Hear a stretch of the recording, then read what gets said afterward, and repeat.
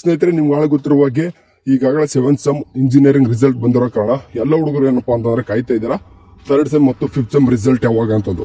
Okay, ಇದ್ರ ತಕ್ಕನಂಗೆ ಎಲ್ಲಾನು ಕೂಡ ಬಹಳಷ್ಟುಗಳು ಅಪ್ಡೇಟ್ಗಳು ಅಲ್ಲಲ್ಲಿ ಬರ್ತಾ ಇದಾವೆ.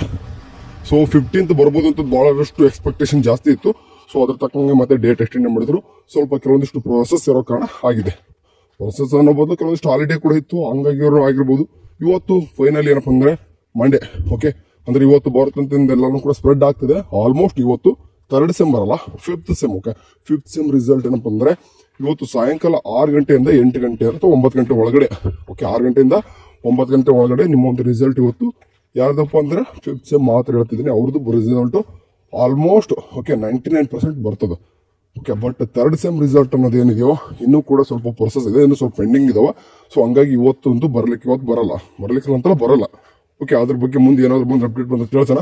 ಸದ್ಯಕ್ಕಂದ್ರೆ ಇವತ್ತು 5th ಸೆಮ್ ರಿಸಲ್ಟ್ ಬರ್ತದ. ಲಿಂಕ್ ಓಕೆ ಬಿಟ್ಟ ತಕ್ಷಣ ವಾಟ್ಸಪ್ ಚಾನಲ್ ಅಲ್ಲಿ ನಿಮ್ಗೆ ಲಿಂಕ್ ಪ್ರೊವೈಡ್ ಮಾಡ್ತೀನಿ. ಅಥವಾ ನಿಮ್ಗೆ ಅದು ಗೊತ್ತೇ ಇದೆ. ಓಕೆ, ಯಾವ ರೀತಿ ಚೆಕ್ ಮಾಡ್ಕೊಂಡು ನಿಮ್ಗೆ ಗೊತ್ತೇ ಇರ್ತದೆ. ಯಾಕಂದ್ರೆ 5th ಸೆಮ್ ಬಂದಿರ್ತಾರಂದ್ರೆ ಈ 2 ವರ್ಷ ಕಲ್ತಿದ್ರ ಅಂತಂದ್ರೆ ಅಷ್ಟು ಗೊತ್ತಿರಲ್ಲ.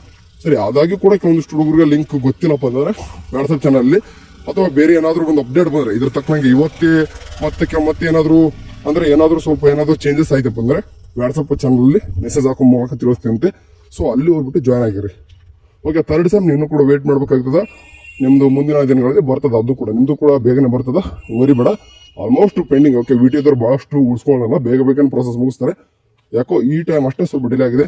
ದುಡ್ಡೋದ ನಿಮ್ಗೆ ಗೊತ್ತಿರುವಾಗೆ ಸ್ವಲ್ಪ ಗ್ರೇಸ್ ಮಾರ್ಕ್ಸ್ ಆಗಿರ್ಬೋದು ಅಥವಾ ಕೆಲವೊಂದಿಷ್ಟು ಅಡ್ಡಾದಿಡ್ಡಿ ಏನಪ್ಪ ಅಂದ್ರೆ ರಜೆ ದಿನಗಳಂತ ಹೆಂಗಿರ್ತೀವಿ, ಹಾಲಿಡೇ ಬಂದಿರೋ ಕಾರಣ ಎಲ್ಲ ಕಾರಣಕ್ಕೋಸ್ಕರ ಆಗಿರ್ತದ.